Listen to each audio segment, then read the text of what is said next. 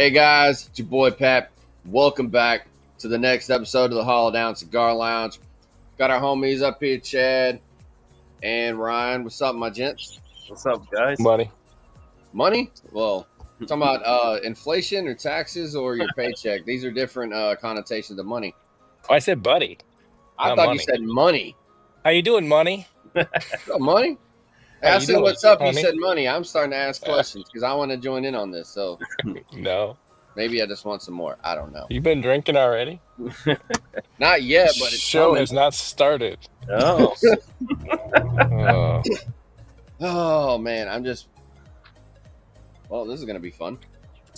Because apparently I'm going to be on track to not hear what you say properly. So this will be interesting. I'll enunciate better, honey. Enunciation. Loud and- But cigar show time. We're going to bring a brand that we smoked but not on the show. So this is Bolivar. And like always, I will also throw this image overlay. There we go. There you go. That's a good one.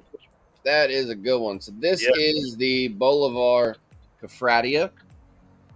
To clarify, Bolivar is also one of the traditional Cuban brands, but this is the New World cigar. This is not part of the Cuban line, but same branding. So we'll get into those details here in a little bit. But I'm going to light this up and start smoking. Y'all may be ahead of me because I'm running my mouth like always. Oh, I'm Just lighting right enjoying now. The cold draw. You doing cold draw? Ah. You know what? Glad you said something because Chad always asks me about cold draw and I forget to do it. Yeah, and I skipped right over mine. My cold draw was I was sniffing it for about 2 minutes before we got on. I was just like, so I cold drew with my nose. There you go. It's fair. So you said that you'd smoked this, Pat, but just to preface, I have never smoked this, and we did touch that. Yep. This is the first time I've smoked any Bolivar, period, New World or Cuban. And I know y'all probably heard me say it, but out of the actual Cuban cigars, some of them I think are overhyped. However, the original Cuban blend from Bolivar is probably my favorite Cuban blend, and I'd had some other Cubans, but for a while I had not smoked their Cuban blend. And I made that comment to one of our Hollow Down members, Brendan, and we did a trade, and he sent me some Cuban Bolivars a while back To compare. and it instantly jumped to the top of my list for the Cubans that I like. So I'm very appreciative of him doing that. And since then, I've got a couple more from him. I've got one from 2016. I'm waiting till he told me not to, but I'm waiting until next year just because I want to see what the 10-year mark pulls out.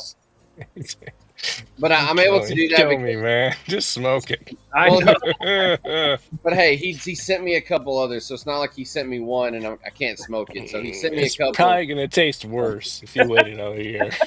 Pat's always like, I wait for 6 months for the first one and a year for the second. Well, no, I'll tell you, there's actually a specific reason on the Bolivar. So I got interested in Bolivar watching Kirby Allison when he's over at Davidoff in London. And of all the things they smoke, they're always smoking the top tier, top shelf stuff.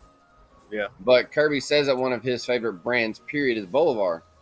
And one of the shows somewhere, I don't remember if it was him or, one of the Sahakian guys, made a comment that Bolivar tends to just hit this magical smooth point at 10 years. So I wanted to purposely see if I could match that. Well, I didn't have any Bolivars, much less any 10 years. And we were talking about that in one of our off-air perfs. And the next trade I did with Brandon, he sent me one that was at 9 years so I could have it at 10. So I've got some other ones to smoke. It's not like it's the only one I got. But I want to see if I get the same thing that Kirby did. So there is a reason I'm purposely waiting for that 10-year mark. But most of the time, as long as it's got some age of rest, I'll smoke it. You know, so This one is right up Chad's alley. This cigar is going to be right up your alley with the medium, but then still got the full body. It starts with a nice pepper on the retro, but if you don't retro it, you don't really get that pepper on it. So, did you retro it yet, Ryan? Because it has that same chalk that I like in the Avo Heritage too. Yep. Chalky smoke. Yep. I like it. I'm digging it so far. It had a little bitter tone right when I first lit it, but I don't know if that was just it's gone now. But it's you're absolutely right. This is right in my lane. So I haven't been speaking yet because I'm a little biased because ever since I got introduced to the Cofradia a while back, I do get these periodically. So they kind of I've smoked them a lot. So I didn't want to bias your opinion. No. But y'all are both saying the exact same thing I get every time, almost. There's like a spice mix. I only get actual pepper when I retro as well. I get a little earthiness at the beginning. Yeah. Sometimes it's bitter, sometimes it's not. But then it almost very quickly balances out.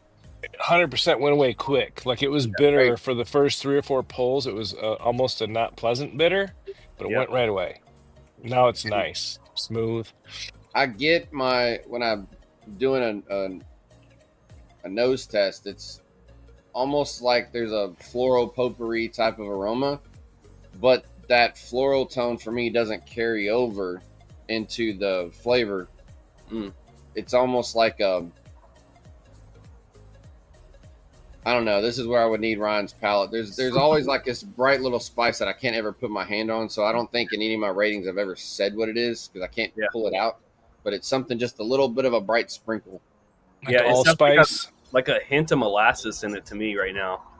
That could be because I almost want to say sweet, but not actually sweet. Yep. So I mean that could be in the ballpark. So I had a bit of a panic attack. As I was getting my cigar out today, I forgot to get it out. Obviously, I text you, so I got it out when I got home from work, and I open up, first of all, I get out the giant suitcase that has all of the cigars in it. But one of those Bovida, long-term storage bags, and it's stuffed full. That's just the show stuff no, that's not your stuff. That's not the Patt show stuff. It's just the Ryan show stuff, the OG show stuff, the Derek show stuff, and the Justin show stuff. Okay. So I have bags of each. So I'm going through the OG bag, and I'm like, crap, I can't find it. I got 317 cigars laid out here. Looking through it, it felt like it's really 30. And I'm like, I don't know what the cigar looks like. I'm not very familiar with Bolivar at all. Right. So right. I'm like, I think I know what it looks like, and I don't see it right away. So I'm rumbling around, and then I'm like, well, maybe it's some LE or something. So I'm looking at the bands really close, and I'm like, what the heck is going on? And I was like, oh, I got a bag that says Ryan on it. I bet it's in that bag. So I had to get out the Ryan bag, and sure enough, it was right in there. So I had a little bit of a panic attack. Thought you guys would enjoy that. That's awesome. Yeah, we in Chad's reference, we being remote, we have to, either buy stuff the same or we send each other back and forth stuff so we're all the same. So we all kind of have these bags, and then there's some cigars that all 4 of us have. There's some cigars that only the 3 of us have, or just me, Chad, and Justin, or just me and Chad. So different purposes. And then Derek's got a small setup for whenever he can jump on. So there's bags everywhere. I gave up. I started splitting them early. I just gave up. I have them all in one Tupperware, and I just added a tab to my spreadsheet of who's got what cigar. So when we start talking about stuff, I just pull it up and be like, hey, these are who's coming on the show. Let's pick from, this. I'm going to let mine be a surprise. Mine are all in the same container, too. So then if I miss one of the recordings and then we get through the whole list, I'll be like, oh, look, I got extras. Right. That's fair. Nothing wrong with that. This is leaving an interesting residue on my lips. Mm-hmm.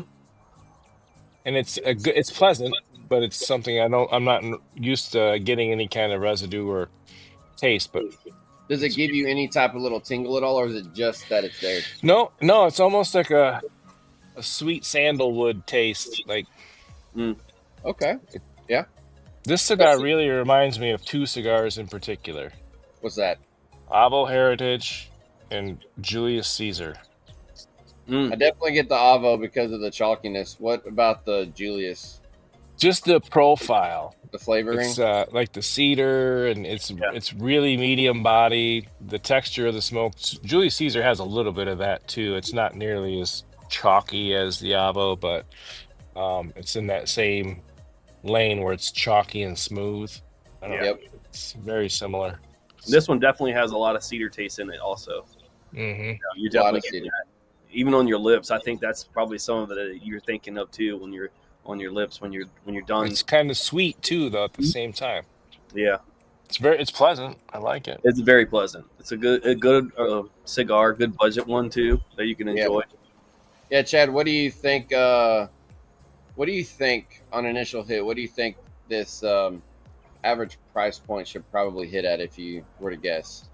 Well, I mean, it's not fair because I kind of know the story of the Bolivar New Worlds. So I'm going to guess they're probably 6 or 7, but I think that right now this is smoking like 15. Well, you're spot on. So the average, now this is the Toro size. The average is like 650 a stick. Yep. You know, so you're dead on. They do have 6 Vitolas on this one that I'm seeing. You got a Petit Corona, a Robusto, a Torpedo, which is Toro length Torpedo. This Toro, standard Gordo, and then they call it a Churchill, but it's almost like a super Churchill. It's a 7.2 by 54. Yeah, big boy. But in fact, the Room 101 show that we did, we were talking about in there different ring gauges. Yep. And comparing them to how the Cuban world used to not do that. And then this is one of those cases. This is a brand that is also a Cuban brand. And their New World cigars are definitely not traditionally Cuban sizes. They are bigger. You got a 54 ring gauge Toro, a 54 ring gauge Churchill. Yeah. So pushing the envelope, which I personally like. That's right up my alley. But absolutely, it's up your alley. Big hands. Churchills are typically what, 47, 48? Usually 47 or 48. And a flat 7. So this one's kind of it's bigger and longer, so it's interesting. I haven't had that one. I've had most of them. I actually get the Toros, believe it or not, the Toros and the Gordos, but it's a thick. It says it's a 54, but it's damn near close to a 56 almost. The way it feels, like at least I think it is. I haven't measured it, but the Toros and the Gordos I've had a lot of, but I'm pretty sure I've had all of them except for that Churchill. But they're all like a poor man's Avo Heritage, man. Right? Telling you. Like with this, you almost got the Gordo size, but you got the tightness, that the Toros carry. Like when you get into the bigger ring gauge, they're looser when you draw on them. Yeah. Where this one doesn't have that. You still get that tight draw on these. Yeah, it's. And I dry boxed it for 2 days, and it's still, it's still doing that same thing for me. Yeah, it's one thing I wish I would have gotten it in a box a little earlier, because I know it's running about 64 or 65 right now. I would have preferred to smoke every cigar 60 or less, but it seems to be smoking fine. But and I've told you the Cuban stuff I like smoking low 60s, but the New World stuff I usually like smoking mid to high 60s. Personal preference on that. Well, my theory is the drier the tobacco is, the more you can taste nuances in it. That's just my feeling on that. Yeah. Well, since we're talking about where it's from, we've got initial points. This is an Ecuadorian Sumatra wrapper. It is made in Honduras. The binder is a Connecticut broadleaf. Yep. and the filler is a mix of Honduran and Nicaraguan. It doesn't say exactly which ones. It says that Now they that are surprises all me fillers. that the wrapper or the binder is Connecticut broadleaf. I wouldn't have guessed that. You see that used in, wrappers a lot. Yeah. It's not one Well, that's super common. I'm not getting that flavor either. I'm not getting that strong, bold, Connecticut broadleaf punchy in your mouth flavor. Yeah. And you've also got the Sumatra, which I know, the Ecuadorian Sumatra, I've heard people say that they have a spice hit. I've heard people say that they're kind of sweet. So it kind of floats in that. So maybe that balances, or those oils are almost canceling each other out. Maybe that's a Yeah. theory. I'm not sure. But it's, for the price and the Petit Coronas, $4.50 a piece. So if you go all the way down to the short ones, which I've done a few times, I don't have any now, and I haven't had any of those in a while, but they're good to throw in the truck when I'm running around town. I'd rather spend $2 more and get a Toro. Oh, I would if I'm at the house, 100%. Get it's like 4 of those petite Coronas, Right. man, all in one stick. I only smoke those super short ones if I'm driving around town, and I know I'm gonna have to stop and go in the store for a little bit. If I'm just running errands, I'll leave it on the bumper, come back and pick it back up. But if I know I've got to go in and it's gonna die, then I like them. I like them too. I'm just giving you a hard time. Oh, I know. I smoke some of those Davidoffs. I like those late hours, and I like the Weaselitos. I think Ryan and I were talking about those the other day. Weaselitos are great for that little quick 20-minute smoke. Yeah. Yes. Firecrackers are good. All the Hemingway, the small Hemingways, short stories and things like that. Half an hour burn or less. And there's I think I've got, what I may have smoked. No, it wasn't the Cofradia, but I've got a different, I can't remember which one it is, but there's another Bolivar New World that I've got that's small. I think it's the last one I've got from them, but it's not the Cofradia. It's something else. I'll have to go back and look, but we talk about it. Those short ones they have their purpose, This is an interesting cigar for me. It is. I'm starting to get a little more sweet and spicy too now that I'm probably just ended my first third, I would say. Right. And I'm getting a little savory, sweet, and spice, like kind of mixed with it, but I'm getting that same chalky smoke. I didn't want to do this right off the bat, and I usually don't drink a whole lot of Jim Beam. If I do, it's pretty much only Devil's Cut. I'm not a fan of the basic. If I'm going to go basic, I'm going to go Four Roses. But since I haven't drunk any of this lately, I wanted to see if it did anything. Because the Devil's Cut has a little bit more of a, I don't want to say an intense hit because it's not that type of drink, but it's got a little bit more flavor. Is it higher proof than standard? I don't know anything about it. I think, if I'm not mistaken, let me make sure I'm telling you right yet. Yeah, it's a 90 proof instead of the average 80. So it's not much higher. It's just a little.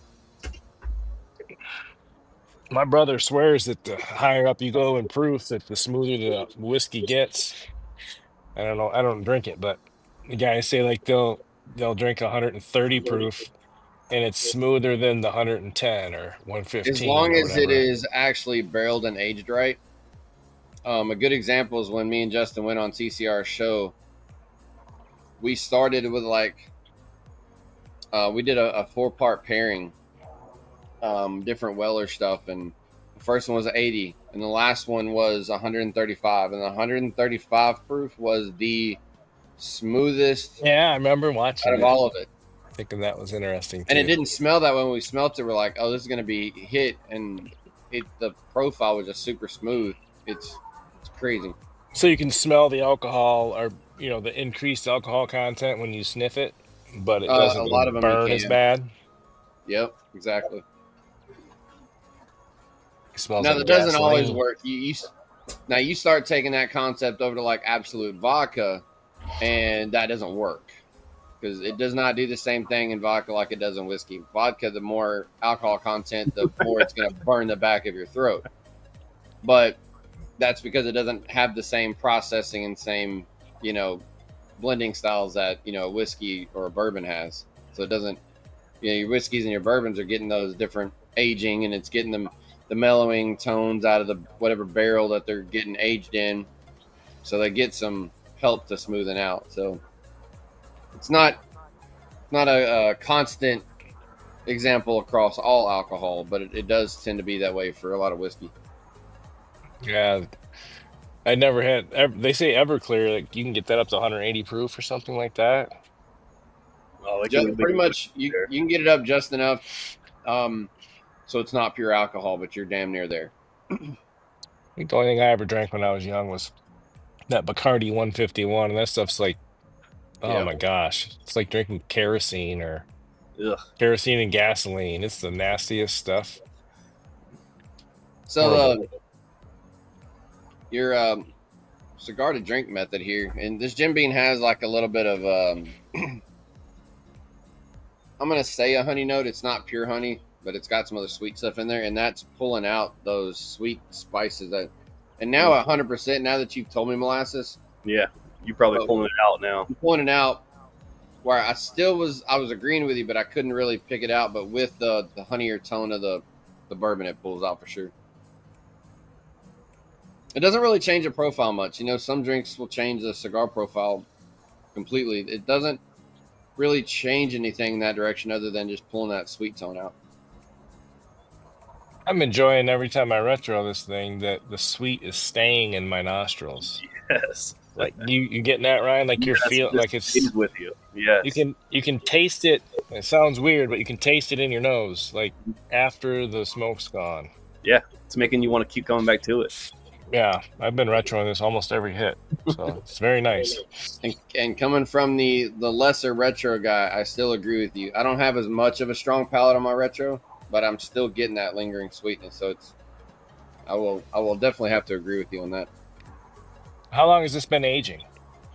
I mean, I've had this one in my bag for probably 6 months or so, I'm guessing. Let me tell you, because it's not going to be my most recent, because I got another bundle recently. So let me skip that one and go back.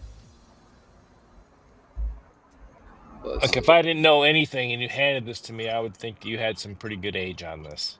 Yeah, so this one, ironically, I got these from BO Luxuries September of last year. So about 1 year then. Just shy of a year. Coming up on a year. So I mean, who knows how long James had them? I mean, right. That's the thing. Yeah. Like this could have been sitting in the store for a year. It might have 2 years age on it, or it might have 12 months. Yeah, you never know with him. He might have had it for 3 weeks before he sold it to you. But that's how the site is. You go on, you're like, daggone it, they're sold out. Yeah. Every time I need to get on there and get some Dapper El Borracho Maduros because I love that cigar, and I ran out, and last time I went back to look, he didn't have any. I looked a little while back, and he had some on there. So, there's 4 or 5 sites that I will touch out to get Dapper, and the one consistent good problem that Dapper has is they sell out. Yes. So, like, I'll have to pick and choose which one I'm going to if I'm going to. Like, I don't use Luxury often except for, like, their specific, promos and special stuff. But last time I actually had to go get those the Rosados from Luxury because, like, everybody else was sold out of them. And were you which like one? Borracho? Which cigar? The Rosado. What's the whole name? There's a word I'm missing. Siempre yes. Rosado. Thank you, Siempre Rosado. And there's 2 different wrappers though. Which one was it? Is it the Siempre Rosado has a blue and an orange option? The blue. Which one is that? I can tell you. I can take you straight to the band, but what's the freaking name, man? Ian Reith would kill me right now because I can't think of the. No. When you say Luxury, you're saying Luxury Cigar Club, right? Yeah. Oh no, it's just the. That's because it's the one that I get is just the Siempre Rosado. The other one has the other name. So now I'm going to clarify myself. Hold on. Sorry, Ian. Hope you don't watch this. Maybe I'm thinking of the Desvalidos. The Desvalidos does have the 2. So that's the 2. The original is the blue. The BL exclusive is the Despelito Disla. That's an orange. So you may be thinking about those two. That's only exclusive in a Vitola, not a blend. The Uh, so- orange is not his blend. It's only yeah, the it's just Vitola. It's the the Corona Gorda right. that's Yeah. exclusive to him. And I 'Cause he's unfortunately that's the only, and I stress only, Dapper cigar that I don't enjoy. well, I mean, I heck, like everything else, including the old discontinues that y'all see me go on hunts for. I any don't know. brand owner would say, man, if he likes 8 out of 10 of my cigars, that's a huge win. Like, Right. I said I will they don't smoke make, every single Dapper, and I got a 5-pack from James of the Disla, the Despelito Disla, and I kept smoking it to see if maybe I just got a fluke, but I had the same opinion across all the ones I smoked. So, Just but not that's your the only one. I'll throw down all the rest of them. yeah, they don't expect you to like them all. Right. That's a home run, man. If you like 8 or 9 of the 10 blends. Exactly. I mean, percentage wise, that's a killer. I forgot what he said because when we had him on, the one blend that I really liked that's in that set that Ronnie sells is the because the El Borracho Maduro is like my favorite. That's the blue Right. band, but in that set, there's El Borracho Crudo, which is the red band, but then there was another unreleased blend, and he still hasn't released that. And that set's been out for almost 2 years, and he still Years. hasn't released the cigar. Do you remember talking about that, Pat? What he had said? But I It can't got remember held if up, he gave us enough tip or not. and I think can't remember what he called it either, but it was in the El Borracho Brotherhood, I would call it. But it was really good. Yeah, I don't. I can't remember if he actually said anything or did he kind of just skirt around. I don't remember. I'll have to go back and watch it now and figure it out. Right. So where else do you buy Dapper? Besides BL Luxuries, obviously. BL Luxuries, Luxuries, my backup. I've gotten some from Mardo. Mardo carries them, okay. I want to say it was Mardo. I wonder if I still have. Well, they might. They carry a lot of stuff, Mardo does. Yeah, Mardo, because because I got all those Cubo Claras because Mardo got a hold of those old discontinued ones. That's where I bought all those was from Mardo. I'd say those are my top 3, but there's somebody else. Well, I got some from Cigar Spartan. That was a random hit that Eldon tipped me off to, but they were 2017 versions of the Cubo Claro. So I don't know if they had everything else because that's when I was on the hunt for the discontinued Cubo Claros. Man, who am I forgetting? There's somebody else. Well, speaking of old cigars, have you guys seen those Sanj Patel's the 10, what is it, the SP 1014? Is that what it is? I saw it. I don't really know anything. I didn't really look into it. So they re-released they're 30 years old. They pulled them out of a vault and sold I them. didn't realize it was that old. Yeah. I mean, they've made one ever since they started making them, but they pulled out the original release and they're selling them. You can buy them. I have a link I can send to you if you want, but sure. I smoked one. I had one sent to me the other day, and they make a black and a red, and the black was phenomenal in this wheelhouse right here. Like, okay, the red was okay, but that black one was phenomenal, and they're pretty reasonably priced too, like 11, 12 or something per. So nothing crazy. But it's a 30-year-old cigar, which is cool. I mean, like, how many times can you say you smoked a 30-year-old cigar? Yeah. To piggyback the end of the Dapper, it was Neptune and Small Batch was the other two that I've gotten from. Yeah. But they're seeing them on there. They tend to get most of the time I bought them from Mardo or BL just because they sell out so fast on the others. So my daughter just walked out on the porch, held up a sign that said, "Do you want Chick-fil-A?" Mac and cheese? Well, anything I want probably, but I said I don't know if you saw me. I was like, no. I mean, I know how much you hate Chick-fil-A's mac and cheese, so you probably I shouldn't be getting like into their mac that. and cheese, but I hate their. If I'm gonna go pick a restaurant, it's not Chick-fil-A. Right. It's the last place I'm picking. I get dragged there a lot with my family. Let's say that. We had a whole episode that I retitled as Chicken Wars over this conversation. That's right, man. we did Slim our chickens. we did our live, and I ended up having to. By the time I re-edited it, I changed the ending title to Chicken Wars because we got on this conversation about chicken restaurants. You got Slim Chickens over where you're at, Ryan? No. Nope. All right, they got them down south. Justin says They got them in Texas. If I don't, I'd have to Google, which I don't think I ever did. We don't have them in Northwest Louisiana. I don't know if they're any other areas or if I've just missed them. So. Have you been following along with Gil's posts? So Mimi from here in Detroit's down in Louisiana. She's been hanging out with Gil down there. Oh, I didn't see that. Yeah, she was down there vacationing in Nolans, No. and so she hooked up with Gil, and her husband. They went to Cuban Creations down there. You know where Nice. that's Okay. at, right? Yep. Right down. What do you call that area of town? It's the old. I It's where they do always Mardi Gras. It's like It might the be. old I think town, it's in or- the French Quarter, but I forget exactly. It is in the French. That's what I was looking for. The word, think the it's French Quarter. I'm trying to remember if that's where it's at. It's 100% in the French Quarter. We went there the one night, and there was a shooting down there. So that was Sounds about right. craziness. But yeah, so that was kind of cool. I thought. Yeah, I'm gonna. I can't guarantee, but got a couple weekends for Mardi Gras purposes. I'm going down to New Orleans this year, and I'm gonna try on at least one of them to make a pit stop down there. Yeah, Things we got to do, so my time will be kind of set apart. But I'm gonna try to sneak over there at some point. Hopefully, You're gonna try to go to Cuban Creations. Mm-hmm. So when you go, send Gil a message. He'll meet you down there. Oh yeah.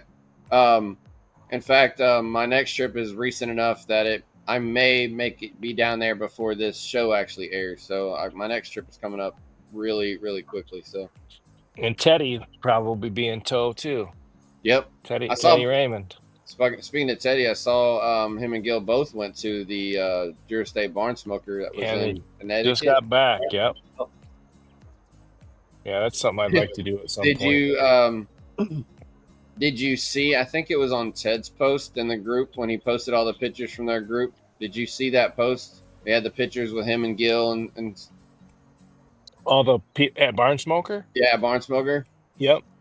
In those pictures, just happens to be a video. I think it's from Six Flags of him and Gil on the roller coaster. It is fantastic. Huh. He bought and uploaded the highlight video of them on the roller coaster. You got like Gil here and then Ted's like sitting right here. It's fun. I'm gonna have to go back and look because I don't know that I caught that. It's toward the end of the post. He had like 20 something pictures. He buried it down in the end, but it's fun. That's amazing.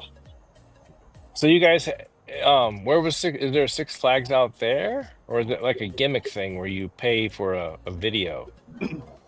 No, so at Six Flags, there's one in New England, so I think they actually did go over there. They must have went. Okay, so, because I think he had a picture of the sign like they actually went, so he may have.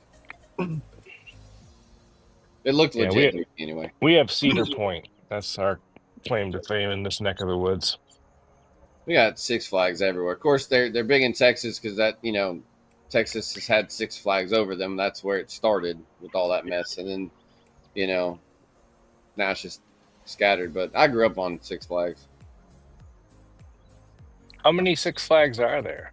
That is a really good question that I don't know the answer to. I bet you'll know by the time you post this. You'll have the answer right up on the screen for everyone to see. Because I know they shut a couple of them down. So I think we used to have one around me, and it recently got shut down. Let's see. Michigan Adventure and Six Flags. It seems like that. I think Michigan Adventure might not be open now too. I can't remember, but Let's see here. Let's see if I can find this out quick enough.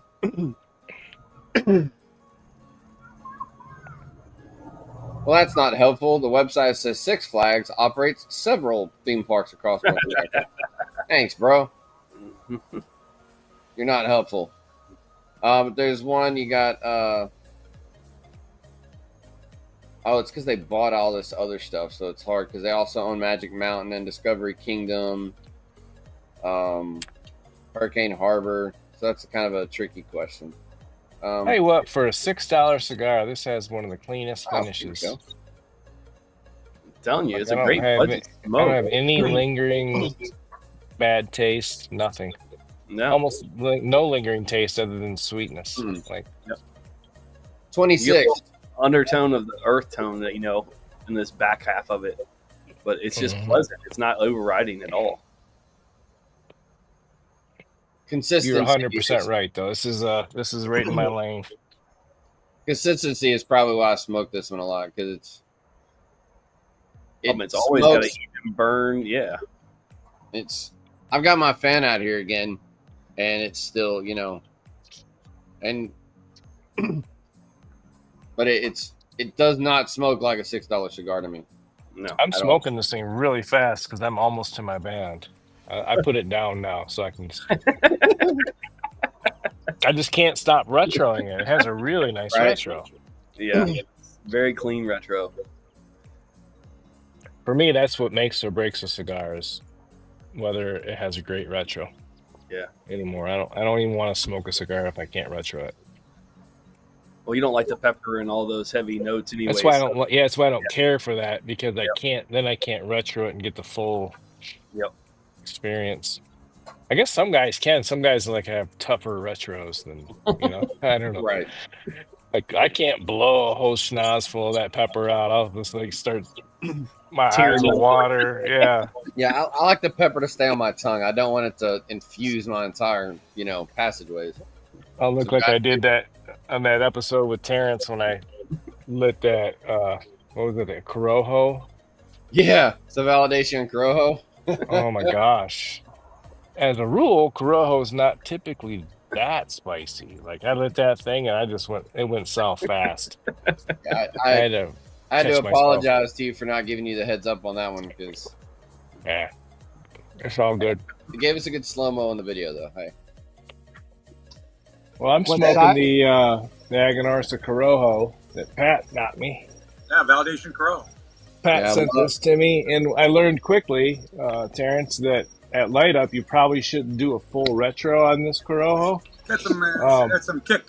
Because you'll see when we play this video back, I did that, and I don't know if any of you noticed, but my eyes went completely glazed. For a few seconds, I had to catch myself. That's the best testimony you can give us. Yeah, it lit me up, and I'm a retro hell guy too. But that was whoo. Outside of your watery-eyed intro, what do you think about it so far? Because I love that stick. I want to know what you think. It's fantastic, and once I got through that first quarter inch, it really backed off on the pepper and spice. It was so good it made you cry. It did, man. My eyes were watering, and when you go back through, Pat, and you edit this, you're going to see where I kind of stopped talking, and you guys are talking, and I'm trying to collect myself. I thought you got choked up. Yeah. So when we do slow-mos on ash drops, do I need to slow-mo on your crying? Yeah, you probably will have to do that. Yeah, I literally had tears coming in my eyes. And I remember seeing it, I remember seeing you kind of have a moment like, oh, it's just stronger. And that's all I thought about it. I didn't realize how much it affected you until we made the comment like, hey, you're going to have to go back and put a slow-mo. So I did, and I was like, oh, damn. It got him. I had to collect myself there for a second. You almost were without a co-host. It was Chad down. So the official Six Flags answer is there's 26, but they're not all branded Six Flags. That's including Six Flags, Magic Mountain, Hurricane Harbor, and Cedar Point. Cedar Point. Oh, did Six Flags buy Cedar Point? Because they used to be in and of their own. Apparently, probably was keeping them alive. Cedar Point's a monster. That's huge. And then they also bought whatever Frontier City is. It's in Oklahoma City, right next to Hurricane Harbor. Yeah. So the new Fratanga came out. Yep. That's shipped today, and it's got some of those. Have you guys tried that? I had when the first Fratangas came out, but not the actual full release that's going. But Ellen got me too when he did that teaser release. Yeah, they did one through Smoke Inn did one. I think for a minute you could buy something and get a couple of smokes with it or something. I forget what it was, but I missed it. But Ellen got it, and I got like 2. So what was your initial impression? I liked it a lot. Actually, it was different. There was a little bit. I'm gonna say spicy, but I don't know if that's the proper term for what I'm wanting to pull out. But it did have a little bit more of a. I'm gonna say fuller hit. I want to say stronger, but it wasn't like it was a Judge peppery strength. You know, there was a little more punch to it. I think it's got more zing. Is how I would describe like what I'm getting. I like it. I think I like it as much or more than the standard red meat lovers. Have you tried it, Ryan, or no? No, I haven't tried it yet. We'll have to get you one. It's good. It's definitely good, and it's it's a red meat lovers, so yeah, right. It has the same base blend. I think they tweaked it, but it's a good cigar. Yeah, I have not dove into it, so I don't know if it's is it a different wrap or a different binder or something, because it can't be a crazy different blend because it's still in the wheelhouse, like you're saying. But the wrapper to me looks darker, so it may be a different priming of the same leaf. Sometimes they do that if they want to go a little stronger, different section or part of the plant. But it does appear to me more dark and more oily. But I don't know for sure. Just definitely by appearance it is. Yep. Yeah. So I would assume that it might be a completely different wrapper, or it's a different part of the plant.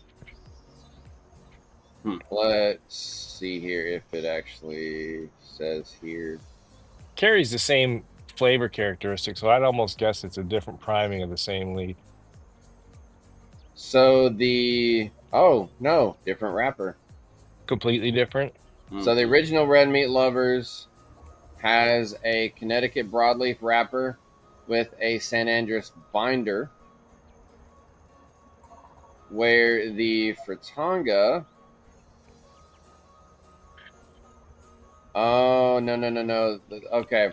So they both have, I misread this. They both have Connecticut broadleaf wrappers with Nicaraguan and Pennsylvania fillers. The difference is the binder, where the original is a standard Mexican San Andres. The Fratanga is a Mexican San Andres Negro. Okay. So it's the darker priming of the San Andres. So that is the difference. And I'm sure it's just the oils are probably coming through on the wrapper by the time it's aged and packaged. Yep. So the binder is slightly different. Now they may have some tweaks in the blend, that they're not, they're maybe right.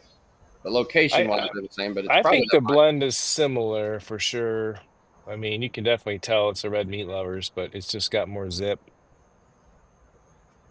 It's got more zip, and it's not pepper. So I don't know how to. Yeah, I like your what do you say, zing? I like that zing, yeah, because it's got a punch, but it's not extra pepper. It's not like it's got this hit of red pepper all of a sudden. It's nothing just overbearing, but it's just there. And this smoke is pleasant. I'm just bathing my nostrils in it. Well, it's good that you got to try this one now. Yeah, I'm really glad, actually. My buddy Dennis has been telling me about Bolivar. Yeah. And just haven't tried them. That's what's great about what we get to do, trade the different cigars and try ones that we normally wouldn't even buy or purchase. And I'll tell you, like, this one specifically is probably the reason it basically took Brandon to get me a Cuban Bolivar, because I've been wanting to for years, and then I really wanted to when Kirby started saying how good they were, and I was like, okay, because he usually doesn't just spit stuff, even though he's in that world, he usually doesn't spit stuff unless he thinks that way. He's like, okay, well, here's a dude from Dallas thinking the same thing that I've been curious about. But every time I want to go get Bolivar, it's like, do I want to get a $30 Cuban that I know is worth it in this case, or I can go get 5 of these? Yeah. So I'll go get 5 of these. But, so this particular blend is why, it took me so long to try one. Which I am very glad that Brandon gave me a couple, because it instantly, like I said, as good as this is a budget stick, that Cuban one instantly jumps up to the top of the list. But this is a great blend. As it should, right? As it should.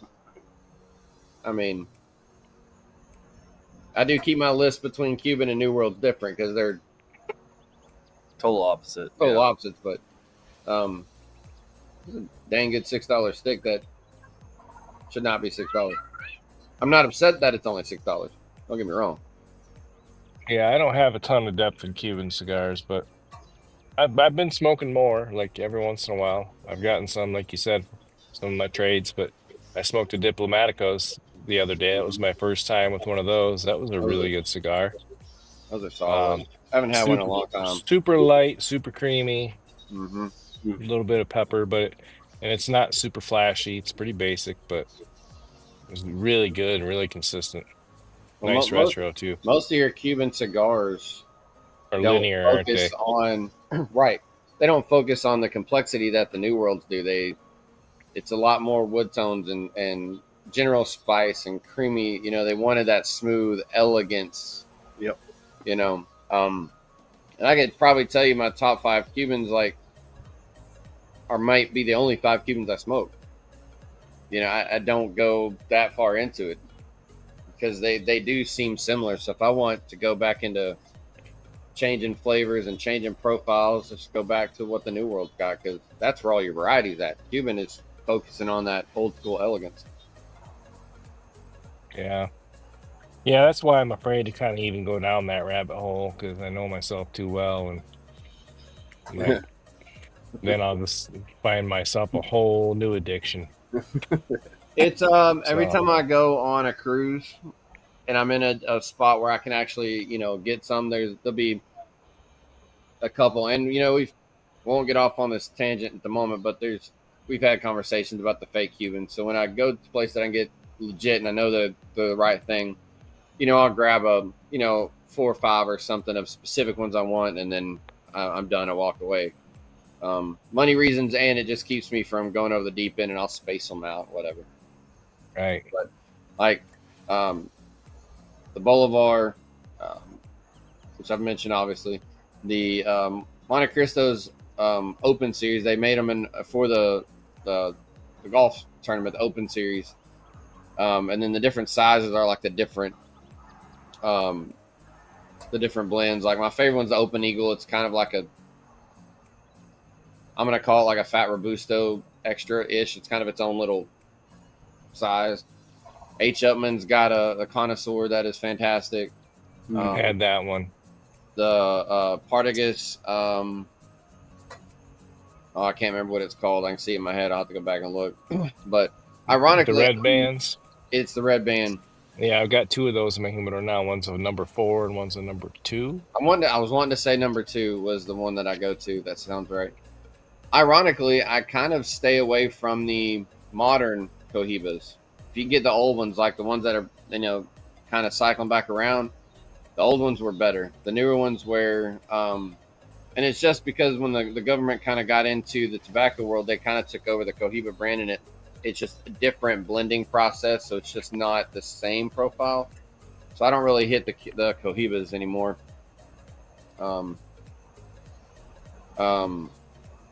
Raymond Illanes is good. I think I'm pronouncing the last name correctly. Anyway, there's several that I smoke that I actually do like, just not the Cohiba line. Yeah, that's one of the ones that when I was on my trip down earlier this year, we stopped when I stumbled across that Casa de Habanos. I bought a couple of the Ramon Iones, or I don't know That's how you how I say it, think it's but pronounced. So I yeah, bought 2 of those because they seem to be the most affordable, they and I don't are. have any depth, so I just wanted to try a couple. So I got one of those or 2 of those, one in each size, like one little Corona and one like a Mhm. Robusto, and the other one I got was a Hoy de Monterey. That was a like a Figurado. I still haven't smoked that one yet. I should probably fire that up soon. But Hmm. I actually might have. I'm gonna have to go look. I will when we're done here because The Brandon the has sent me the some odd Ayanas stuff. I are might have a Bolivar in there. I'm thinking I'm gonna go look. the Ayanas are probably the most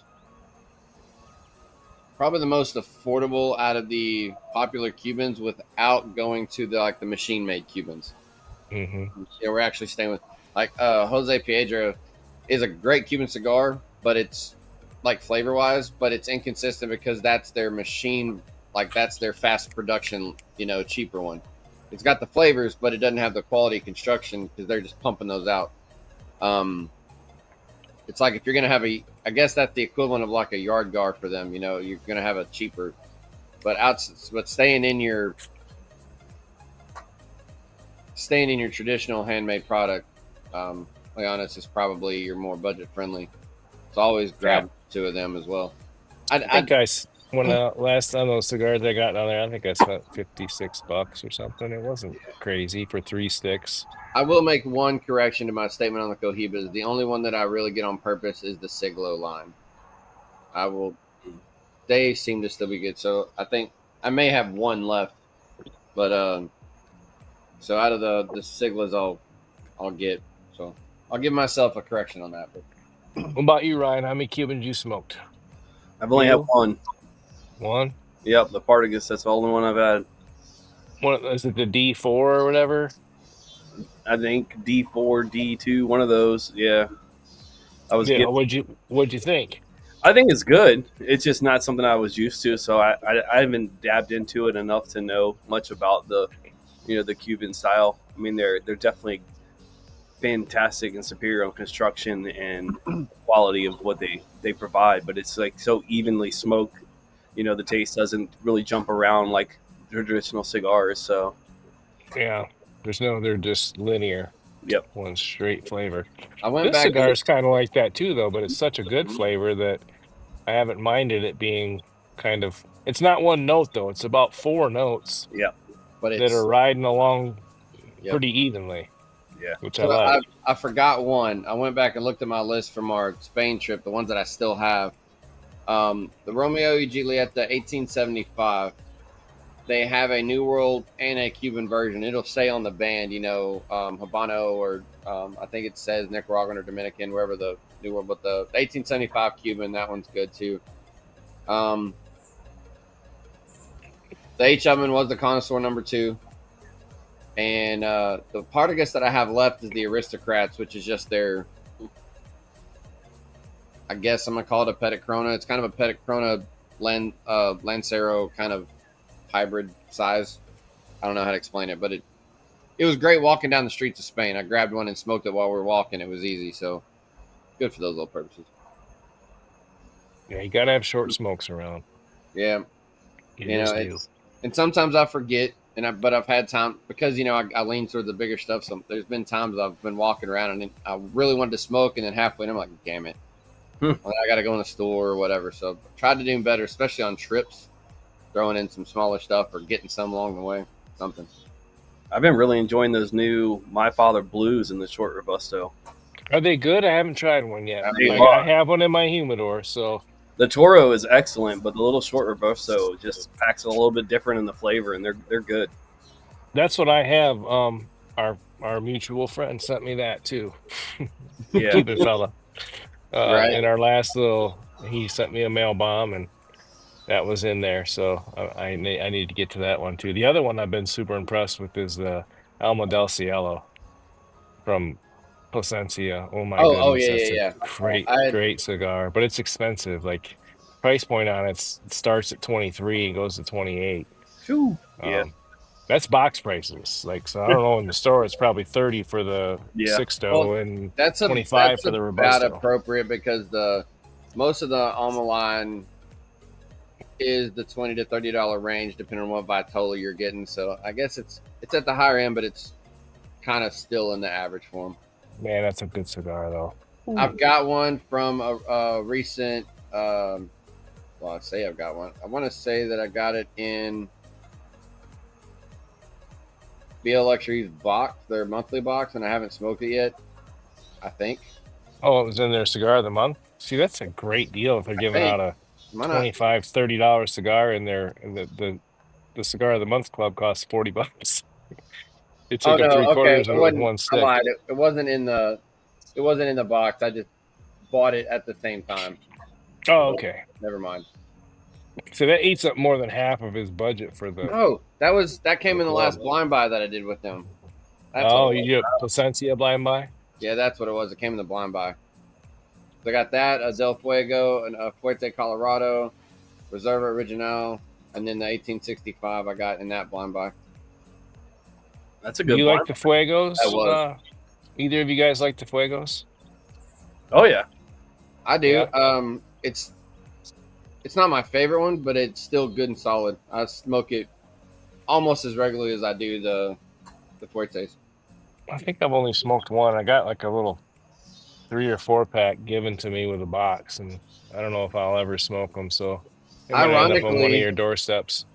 Ironically, in your wheelhouse, in the Fuego, I like the smaller size is better. Yeah. Are they less spicy or more spicy? Because typically smaller is spicier. Well, it's the smaller goes a little bit spicier, but not by much. But I think that's why I like it, because in that blend, when it gets to the bigger profiles, it seems like it just kind of washes away a little bit. Yeah. A little too much. That's probably the one I'd like then. It might be. So I would, depending on what Vitola you have, you might actually enjoy that one if you're gonna hit it up. I would smoke it instead of sending it out just to see. And then if I'm wrong, well, now you know. Well, it's like a 3 or 4 pack, so I'll smoke one, and if I don't like it, then I'll just send you the rest. Yeah. If you don't like them, I'll gladly do a trade for them because I know I'll smoke them. Yeah, I know. Ryan will smoke anything. Mm-hmm. Yep. I am not picky. My palate likes all kinds. And while we're talking about my Spain trip, there's while I'm saying this, I'm gonna go search it because I'm gonna try to remember. They're not expensive at all. They were dirt cheap, but they were a German cigar, and I've smoked one and reviewed it and was very impressed. Just random as shit. It was Vasco da Gama. It was a Claro Sumatra, but it was German. They were in Coronas, and I got them at one of the stops because I didn't have the Partagas yet, and I was out of short cigars, so I just grabbed them. Man, I should have grabbed like 10 bundles of those things. I think I saw you post that, right? Didn't you post it? Yeah. It was $1.75 a piece, and that was after, so everything I bought in Spain, I accounted for the transfer or the exchange rate. So it was $1.75 after the exchange rate fees. Oh. And fantastic, dude. I mean, I think they might be machine made. They're either machine made or they're quickly made. I'm not sure. But you rated it like an 87 or something, didn't you? It was fantastic. $2 stick. What was your rating? Do you remember? I can tell you. Because I know. It was in the mid to high 80s for a $2 cigar. Can't beat that. I was so impressed. There it is. Let's see. I gave it a 85. But the only reason at all. No. $2. The only reason it's rated that low was due to the appearance because of how it's rolled quickly, so it's not as pretty. But the flavor, everything else, the draw, I gave it top score. It was highly impressive for a sub $2 cigar.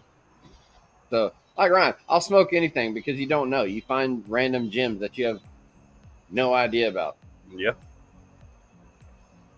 Like another one that I found, I think in Alicante was the Alfambra Classic. They're not Cuban. They're Nicaraguan, but I don't see them over here. Now they sold them in 10 packs. So I got a 10 pack of Gordos, and it's not overly packed, so it was like $2.50 a cigar. Those are fantastic too. It'd be another one I wish I'd have known. I would have shipped the whole box home. But my thought was there. It's like, man, this is cheap. If I don't like it, I'll give it away or I'll throw it away, and I'll put the rest of them in the humidor. I'm gonna space them out and smoke them because another fun surprise. So another cigar that I recently smoked that I really liked, and I don't know anything about the line, is Casdagli. I smoked this cigar. I posted it on our group, I think, yesterday. Yeah, I saw the band on it. Yeah, I didn't know what that brother was. Chris Thompson sent it to me in a trade, and it was a small, like a Corona size cigar, and man, it was phenomenal. But he swears by that brand, and he said that there's just tons of stuff in that line that's awesome. So I'm going to start looking into that too. Because I don't think I know them at all. Casdagli. They're a boutique brand. Okay. But they've been around a while because I've seen them for the last 2 or 3 years. Hit and miss. I see people smoking them, but never knew anything about them until I tried one, and they're worth looking up. And this is why we like the conversation. Like Ryan said earlier, this is how this goes. You do trades, you do conversations, you find new stuff. Yeah, for sure. And even for a cheap cigar like this, you get down and it's not even hot. Like you're not drawn and it's not super hot. Some of your budget sticks when you get down real low. They're right there with you, and it's not hot. It's not burning. I'm nubbing, and I got the same flavor I had back here. Yeah. And you're still holding it with your fingers. You haven't had to do a nub or anything because, like Ryan said, it's not getting, it's not getting too hot. That's a little warm where my fingers are now, but it's not. Since you're all the way down, has it changed anything on the flavor for you? Is it, other than just being maybe a little temp hot? Is it? Yeah, the only thing I noticed is I got to slow down a little bit, but the flavor profile is still the same. That's what I was saying, as it was when it was right here. Right. Yeah. So, solid. You get down that low and it can get turned bitter and whatnot, and it doesn't. Well, now you know why I throw this one in routine. Like I said, this one wasn't a blind smoke for me. It's a regular smoke for me. Semi-regular. I run out of a pack, I go buy another pack on whatever next order I'm gonna do because this one is all over the place. So, I don't need to send you a special website for these. They're kind of all over random places. So, these are easy to get, honestly. Are they distributed by General? Not a clue. I can't STG maybe. I can't even lie that or even pretend to know because I actually have zero idea who actually facilitates their New World cigars for them. Not a clue. I would have to, if I find out before I edit this, I'll lay it down just for the information, but I actually do not know. I don't either. That's why I asked. Yeah, that's that way when I watch the episode, I'll find out. Right. That's how I learn everything. That's the beauty of editing. Ask a bunch of questions, and then you answer them all. Yeah. And the beauty of editing, if I don't know when you ask me, by the time the show airs, I can find out, and then everybody will know. That's right. Yeah. I never ask because I assume you're going to know the answer. I assume you're going to have to look it up. Yeah. Give them some homework. Every once in a while, I know the answer, but most of the time, because there's so much wealth of knowledge. Absolutely. I mean, unless it's stuff in the circles that we smoke about, and if it's the guys that we know and talk to, if it's not in that circle, gotta go look it up. But the world of internet, I'm worthless unless it comes to knowing about Adventura or Fuente. Really. Speaking of internet, y'all see what AOL is doing? No. Bringing back dial-up? No. The other way. They're finally canceling it. Apparently, they have kept dial-up as an option consistently. In September, I think the end of September, they're finally canceling all of their dial-up internet packages. Wow. Who's used it? Like, who in the world do you even know that uses dial-up? I don't. But, maybe there's rural areas or something. I don't know. But I was surprised to see that story a few days ago that they are pushing their final customers to other options because they're having to finally get rid of dial-up. So somebody's still using super rural. Like, that makes sense. That was the only thing is if, super rural that maybe, it's in that pocket where you can't get, high speed, you don't have good cell service, and maybe you're in a case that you either can't afford or don't want to pay for satellite. Maybe that kind of niche, maybe. So they just made Elon Musk a bunch of money because now everybody's got to go buy Starlink that can't get standard. Unless they're doing it because they feel that, which I know this is not the case because we have friends that have dead zones. Unless they feel that the cell network is expanding enough that it could be the next step up, but which it's gotten a lot. I mean, shoot, my home internet that I'm on right now and I have fiber. I have a fiber box in the front yard. Like, I am our street splitter, and I still don't use it because we have a 5G T-Mobile tower 3 blocks away. So I have the 5G signal, and I'm getting 400 megabits a second on cell tower. So you're getting every inch of that one. That's all that's left of her, boys. Yeah. So I can put her on the tool, maybe. Still, I mean, you look at the recording, we're a little over an hour in, and just a great cigar. And we lit it up pretty quickly. So you're what, an hour, 2-3 minutes, something like that? I don't know. Yeah. And I was lighting while you were talking, so. So you're hour 5? Probably close. I think Which most of the time it doesn't affect the show by the time I guess it wouldn't affect it anyway. But by the time I get the intro, rattle off, start lighting, y'all start smoking, I do the first little blah, blah, blah, run my mouth that I always do.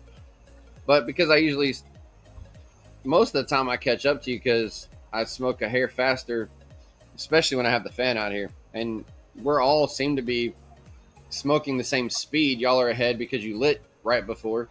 But it's like speed-wise, we all seem to be burning pretty steadily. Everybody's burn looks even. I mean, I know Ryan showed his a few times. Like, it's just... I didn't touch this thing up not one time. And I touched it up one time because my dumbass hit the corner of my table. That's my fault. But I hit it that one single time because it kind of cut off like this, hit the one spot, and within 1/8 of an inch, immediate fix. So outside of my air, one touch-up. Or no touch-ups outside of my air. So you're going to have to... Now here's a question. So would this be one for you, Chad, especially, that you would want to put in your rotation, or is this one that you would not specifically come back? Where does that fall in your... I don't want to necessarily use box worthy per se, but would it be one that you would routinely get, or is it just good and you'll come back to it unknowingly? It depends on the scenario. Probably good and I'll come back to it, but if I'm somewhere now and I see that cigar, say I'm at a random B&M, don't know the cigar space at all, and I see one, I would grab it then. Okay. If I'm looking for an option, let's say, or even as a backup, if I'm going to buy a couple cigars at a B&M, I'd just grab one. I think it'll end up back in my rotation. And I like referencing it that way. We did it by accident. A lot of shows, a lot of people, we always, and we do it. We ask if it's box worthy, which is great for the standard lines. But I think it was the Asylum Ogre we both smoked. It's like, hey, it's good, but we're not going to go buy bundles of it. If somebody gives me one, I'll grab it. If it's in a sampler, I'll smoke it, but I'm not going to purposely go buy it again. And I like other Asylum cigars. It was too big for me. No, there's not. And there's big around. You've got box worthy, but there's also rotation worthy. It's like, if you're not going to go buy a box, is there a cigar that you would routinely get on purpose? And I would buy a 5-pack of it. That's about where I'm at. And that's usually what I do, honestly. Even though I know I'm going to smoke them all, if I'm doing another order, I'll throw in a 5-pack and just kind of space them out. So every few weeks, I'm hitting one just over time. But I guess that's the cue. Chad's got to go to bed, y'all. That's right. Old man's tapping out.